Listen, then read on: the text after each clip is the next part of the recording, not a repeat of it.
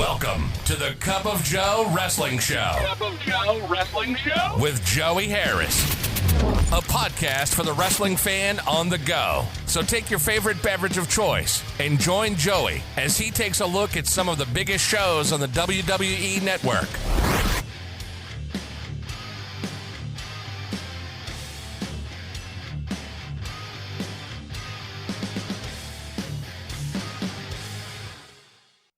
Welcome to the Cup of Joe Wrestling Show. I am your host, Joey Harris, and the podcast, folks, for the wrestling fan on the go. How was your week, folks? Did you have a good week? Did you have a productive week? Are you in an area that is loosening up its social distancing restrictions? Maybe you were able to go out and get some food. My wife and I have been trying to support local businesses that, even though we can't go in and dine still, if they have a takeout option, we've been trying to do that more often. I find myself actually, one of the good things about this pandemic is I find myself actually watching more wrestling than before. This past week, I just finished 1995 WCW Nitro, and it's been pretty good. I mean, this is before NWO, before all of that, just the week to week, especially the cruiserweights and some of the different matches and stuff. I've really been enjoying it, but I have not gone anywhere this week. No Walmart, no recycling, no going out. I had one appointment. Other than that, I have been here. My wife is determined we are not going to go out as much unless it's to grab food.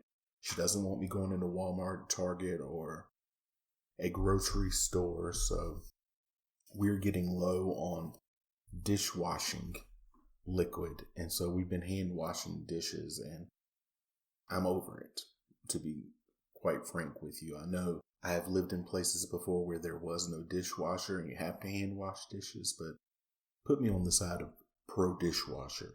If it's there, I want to be able to use it, but we all have to do our own part. So if I have to hand wash dishes for another week, it's not going to kill me.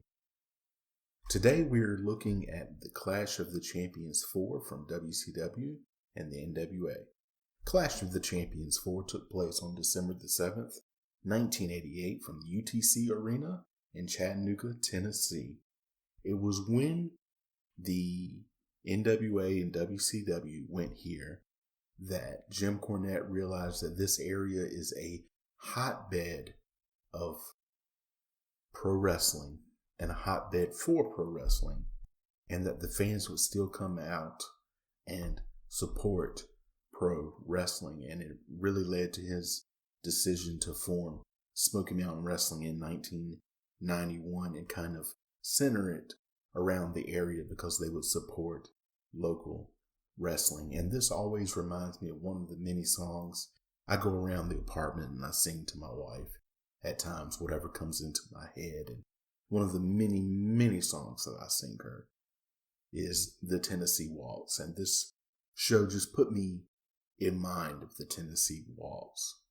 So this was the first clash to take place following the sale of Jim Crockett Promotions to Turner Broadcasting, and the company name changes to World Championship Wrestling. Now, the Saturday night show had always been World Championship Wrestling, or had been World Championship Wrestling for a few years rather, but now the company changes its name to World Championship Wrestling. There were 8,000 people in attendance, and the show drew a 4.5 rating on TBS. It starts out with highlights of what led to that night's matches. We start out with our Clash opening credits. Jim Ross previews what's coming up tonight. He and Bob Caudle are the announcers for the event. The fantastic Bobby Fulton and Tommy Rogers versus Ron Simmons and Eddie Gilbert. This is the finals of the U.S. Tag Team Championship Tournament. The Midnight Express had been the U.S. Tag Team Champions. They had faced Arn Anderson and Tully Blanchard and had beaten them for the World Tag Team Championship prior to Anderson and Blanchard leaving for the WWF. The Midnight Express could not hold both championships at the same time, so the U.S. titles were put up in a tournament. And Ironically, by the time you get to the finals, the Midnight Express had already lost the World Tag Team Championship. Gilbert and Simmons had originally lost to the Sheepherders in the semifinals, but the decision was later reversed when the Sheepherders signed with the WWF and became the Bushwhackers.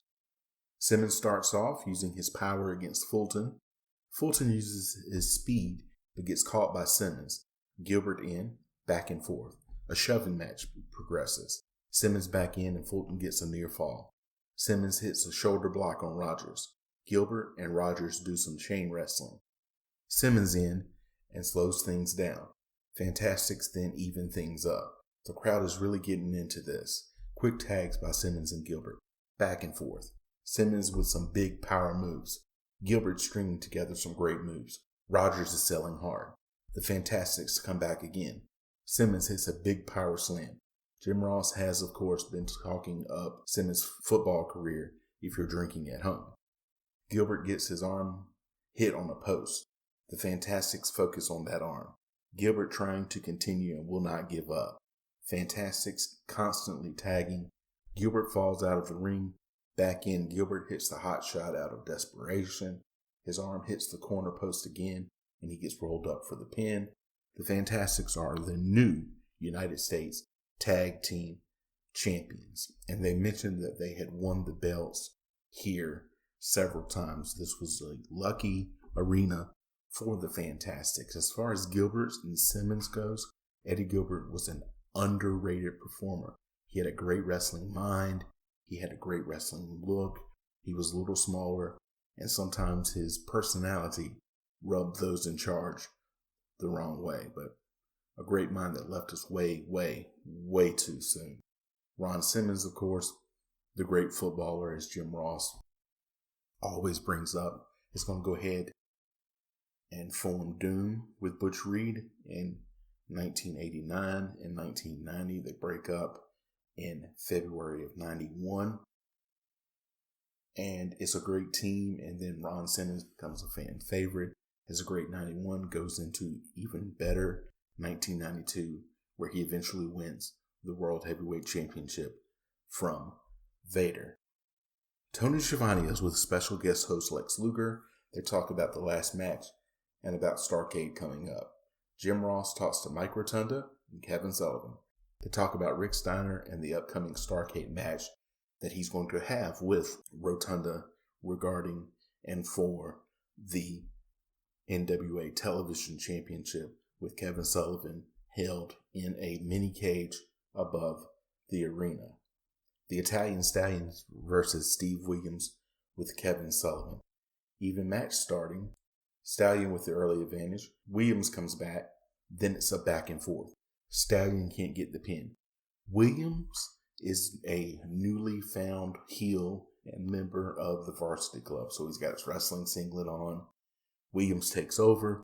Both men trade the advantage. Williams bench presses Stallion outside on the floor. Sullivan attacks Stallion on the outside. Williams can't get the pin. He puts the sleeper on Stallion. Stallion fights out and hits a clothesline on Williams. Williams hits a shoulder tackle and puts on a leg hold. Stallion gets knocked outside again and attacked by Sullivan. Back in, Stallion hits a power slam but doesn't cover. Williams hits the Oklahoma Stampede for the win. Now, the Italian Stallion has a history and holds records for eating the most pounds of spaghetti in such a short amount of time. They should have really played that up, I guess. Make him the super Italian Stallion and come out and throw spaghetti at everyone. You know, like Brad Armstrong would do with the Candyman persona just a few months later. Maybe not. But think about it. I think it could have worked. Magnum TA interviews the Junkyard Dog, who has just come into the NWA. He is after Paul Jones. He and Ivan Koloff are going to take on the Russian assassins at Starrcade. Now, flashback to the Road Warriors putting a spike in Dusty Rhodes' eye, which would ultimately cause him to be fired from the NWA. He had been stripped of his power as a booker by this time, and he was not long for the NWA. He was kind of neutered in a way and was not going to stay as just a performer. And so he's quickly on his way out, but he's not quite gone yet. I just have to say here before we get into this next match, I had an autographed picture of Ivan Koloff framed. My friend Alma gave me that picture. I took that picture with me to college. It stayed on my desk in my room all 4 years. That's dedication, folks. If we all had autographed pictures of Ivan Koloff that we could frame and take to college, man, we would have more master's students and PhDs than we could shake a stick at. Ivan Koloff versus Paul Jones. Koloff has one hand tied behind his back. Jones trying to avoid Koloff. Lots of stalling here. Koloff gets Jones by the hair and throws him around. Jones begs off. Jones then gets the advantage. Jones using the rope to choke Koloff. They go outside. Jones with the advantage back in. Koloff coming back. Jones has a weapon. He thrusts it at Koloff's throat. Then Jones drops it. Koloff picks it up, uses it, and gets the pin. The Russian assassins attack Koloff. JYD then chases them off. Now JYD is not looking good here. He's overweight. He's out of shape. But man, does he still have the charisma, and the fans still love him. Tony Schiavone and Lex Luger talk about the last match and the Dusty Rhodes Road Warrior Animal match coming up. Magnum TA interviews Rick Steiner. Steiner is doing his crazy shtick. It does nothing for me. He's got the little hand puppet Alex that Dick Murdoch had used earlier. And again, just does nothing for me. Road Warrior Animal with Paul Ellering versus Dusty Rhodes. Rhodes comes to the ring with an eye patch, a la John Wayne and True Grit, which is ironically, or maybe not ironically, the tagline for that year's Starrcade. Rhodes nails Ellering with the bionic elbow to start. The winner of this match gets possession of the 6-man tag team titles. The DQ rule has been waived, so the belt can change hands on a disqualification. Back and forth. Rhodes goes for Animal's leg. Rhodes knocks the referee out. He puts the figure 4 on. Ellering comes in and he and Animal attack Rhodes' eye. Rhodes comes back. So Hawk hits the ring followed by Sting. It breaks down. Rhodes grabs a chair and hits Animal. A bell rings. Rhodes is disqualified for using the chair. The Road Warriors will go on to choose Genichiro Tenryu to be the 3rd champion on the December 10th edition of NWA World Championship Wrestling. Tony Schiavone and Lex Luger talk about the last match. We go to our main event of the evening. The Midnight Express Stan Lane and Bobby Eaton with Jim Cornette versus Ric Flair and Barry Windham with J.J. Dillon. Flair and Eaton start, and Eaton slaps Flair hard. They slug it out as Flair is selling everything. Windham tagged in. He takes over on Lane. Back and forth. Both teams doing multiple tag-ins. Hot and heavy action. Both teams then slow it down. Lane puts the figure 4 on Flair, and Eaton puts it on Windham. Lane goes for a cover, but only gets a 2 count. Flair comes back. An inset promo by Paulie Dangerously about the feud of him and the original Midnight Express versus Jim Cornette and the Midnight Express. Flair goes up but gets called if you're drinking at home. Take a shot. Eaton hits a nice neck breaker. Near falls galore. Windham hits Eaton with the right hand and knocks him out of the ring. More near falls. Eaton dropped on the railing outside by Flair. Windham hits a lariat. He then puts the sleeper on Eaton. Flair in and he opens up the chop house. They slug it out. They both tag. The Midnight Express hit the total elimination on Windham. Eaton then hits the Alabama Jam. JJ takes his shoe off before Cornette can attack him, but Flair uses the shoe on Eaton. Flair then puts Windham on Eaton for the pin. Tony Schiavone interviews Jim Cornette, who is irate at the outcome. He runs down everything that is happening with the Midnight Express for several minutes, seemingly without breathing here. He is great in this role. Jim Ross and Bob Calder run down some things that have happened that night. Tony Schiavone and Lex Luger talk about the last match of the night. They seem to have run short and are filling time. They do a final pitch for Starrcade 88 before signing off from Chattanooga. Folks, if you like the show, please leave a review in iTunes, Apple Podcasts, or your podcast platform of choice. There are a number of ways that you can contact me. You can follow the show's Twitter at Cup of Joe Pod. You can email the show at cupofjoewrestlingshow@gmail.com. You can follow me on Facebook, Twitter, and Instagram. I am at the Joey Harris. I also post the episodes to Instagram every week, as well as Twitter and Facebook. Thank you for joining me this week. This is Joey Harris saying so long from stately Maine Manor. The Cup of Joe Wrestling Show is a production of Baby Kangaroo Media.